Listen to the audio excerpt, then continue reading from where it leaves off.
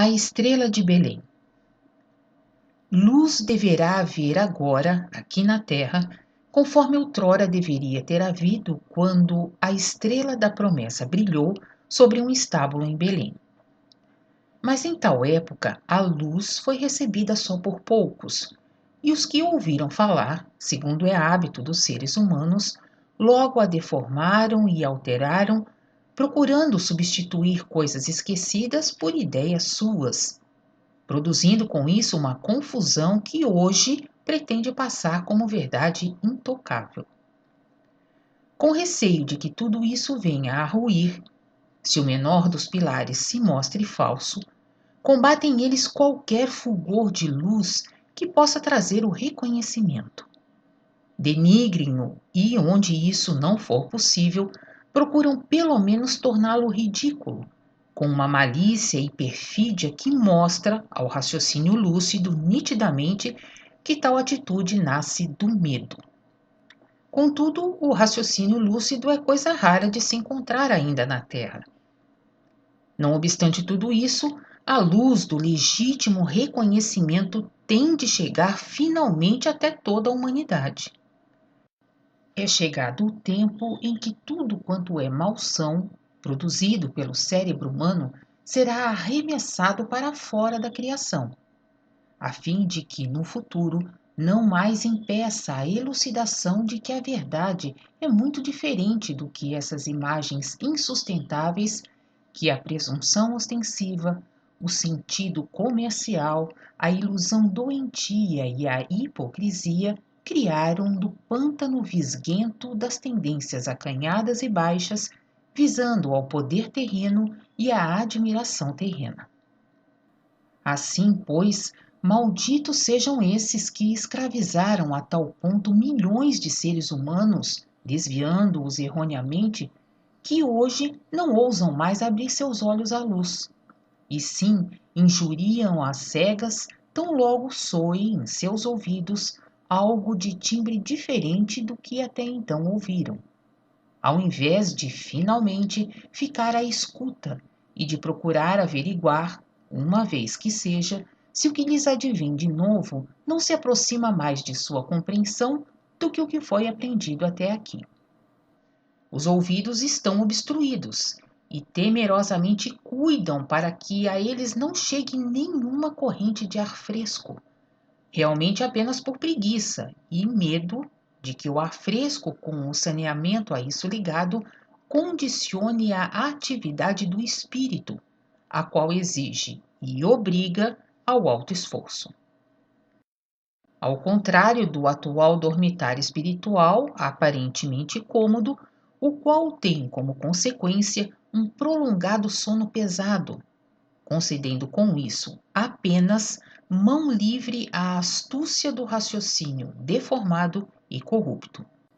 Mas não adianta nada que obtureis os ouvidos à palavra nova, nem que fecheis os olhos para que a luz não vos ofusque nem vos apavore.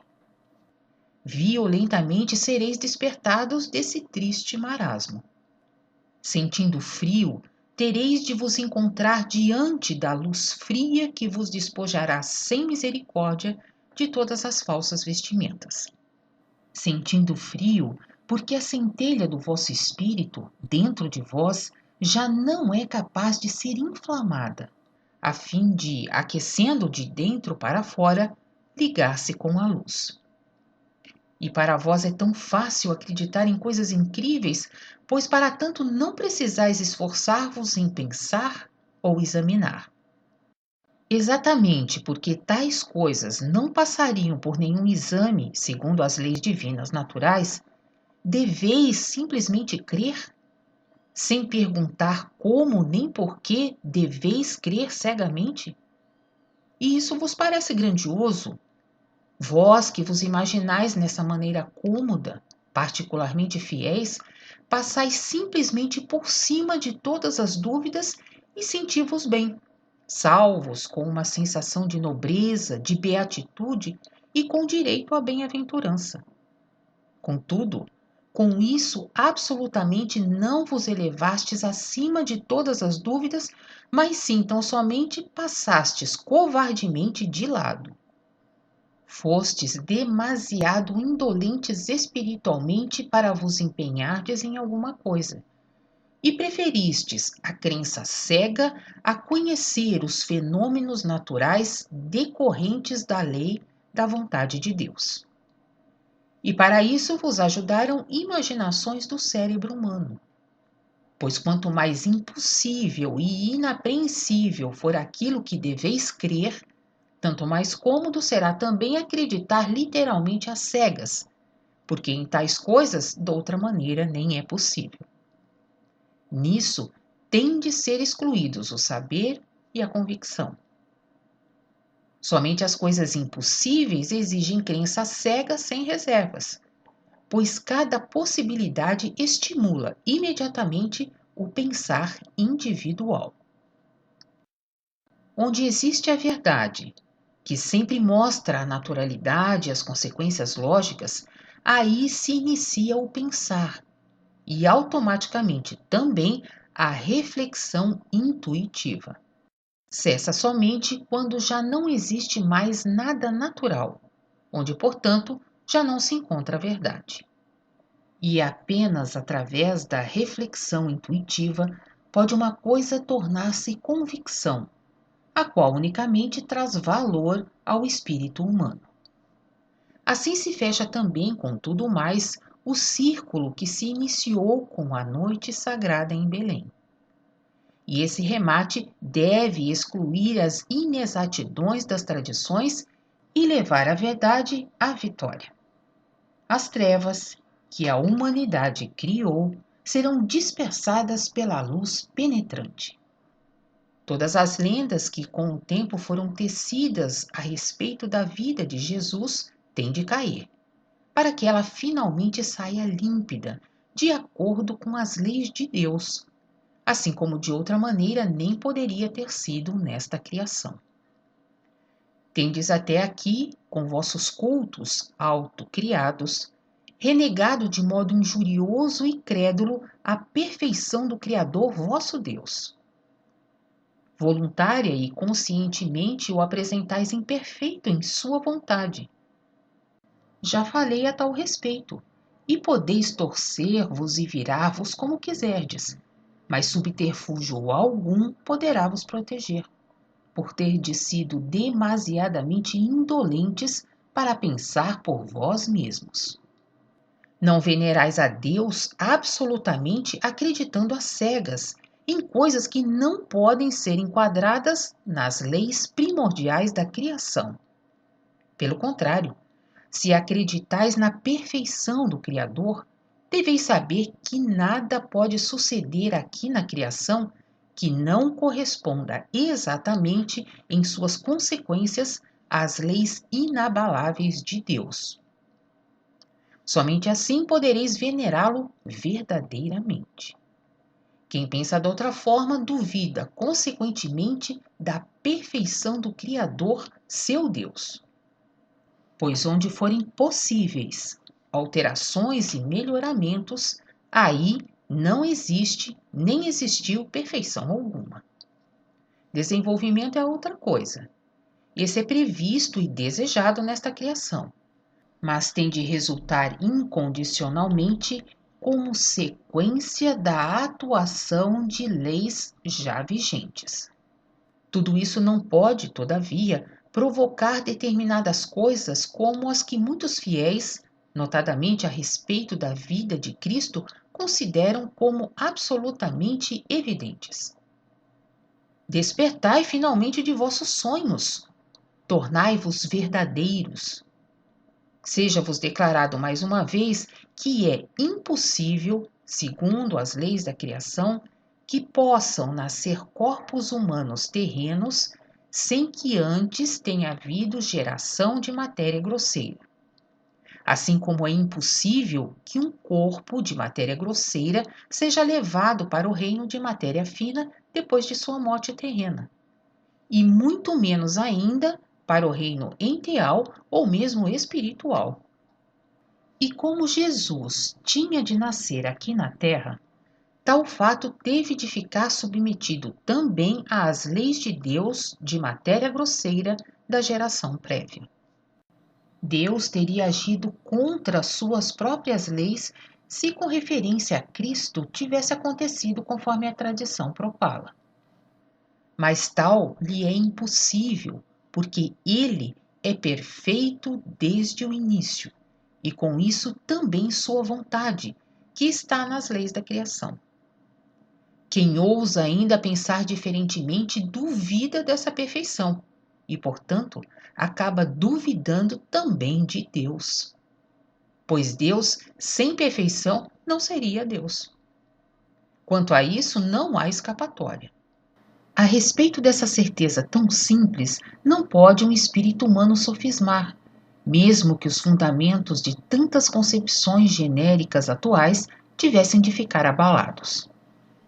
Quanto a isso, só há sim ou não, tudo ou nada. Uma ponte não é aqui possível construir, porque algo pela metade ou incompleto não pode existir na divindade, tampouco naquilo que se ocupa com Deus. Jesus foi gerado na matéria grosseira, do contrário, um nascimento terreno não teria sido possível. Apenas por alguns foi a estrela outrora reconhecida como a realização das promessas. Assim pela própria Maria e por José, que, comovido, escondeu o rosto. 3 reis descobriram um caminho para o estábulo e ofereceram presentes terrenos. Contudo, logo a seguir deixaram a criança desamparada, cujo percurso na terra deviam amparar com seus tesouros, com o seu poder, para que nenhum sofrimento lhe adviesse durante o cumprimento de sua missão. Não reconheceram devidamente suas sublimes incumbências, não obstante terem sido elucidados para poderem achar a criança. Um estado de inquietação impelia Maria a deixar Nazaré, e José, vendo seu sofrimento silencioso, sua ansiedade, lhe satisfez a vontade só para alegrá-la. Entregou os cuidados de sua carpintaria ao mais velho de seus ajudantes e viajou com Maria e a criança para um país longínquo. No decorrer dos dias de trabalho e com as preocupações diárias, se foi apagando nos dois, lentamente, a lembrança da estrela radiante, principalmente pelo fato de Jesus não haver mostrado nada fora do comum em sua infância, e sim ter sido inteiramente normal como todas as crianças. Só depois que José, que sempre foi o melhor amigo paternal de Jesus, após seu regresso à cidade natal, veio a falecer, foi que viu, nos últimos momentos terrenos de seu trespasse, por cima de Jesus, que estava sozinho junto ao seu leito de morte, a cruz e a pomba. Trêmulas foram suas últimas palavras. Então és tu mesmo. O próprio Jesus nada sabia disso, até que se sentiu impelido para João, a respeito de quem estava informado de que revelava sábios ensinamentos no Jordão e batizava. Nesse ato material grosseiro de um batismo, o começo da missão se radicou solidamente na matéria grosseira. A venda caiu. Jesus, a partir desse momento, tornou-se cônscio de que devia trazer a palavra do Pai à humanidade terrena. Sua vida inteira desenrolar-se-á assim diante de vós, conforme realmente foi, despida de todas as fantasias dos cérebros humanos. Com a conclusão final dos acontecimentos no juízo, tudo se tornará notório a todos na vitória da verdade que não mais deverá ser obscurecida por longo tempo. Maria lutou dentro de si com dúvidas, que se fortaleceram com os cuidados maternos pelo filho, até a difícil caminhada para o Gólgota, de modo inteiramente humano e não sobrenatural. Somente lá lhe veio finalmente o reconhecimento da missão de Jesus e, com isso, a fé. Agora, porém, com a volta da estrela, devem, por graça de Deus, ser desfeitos todos os erros e desfeitos também todos os enganos daqueles que, sem agir por obstinação nem má vontade, ainda assim dificultaram o caminho de Cristo naquele tempo, e que agora, no termo final, chegaram ao reconhecimento e procuram reparar o que negligenciaram ou erraram. Ante essa vontade de reparação, vem ao encontro deles a salvação com a estrela radiante. E libertados, poderão eles jubilosamente agradecer àquele que, em sua sabedoria e bondade, criou as leis, pelas quais as criaturas devem julgar-se e também redimir-se.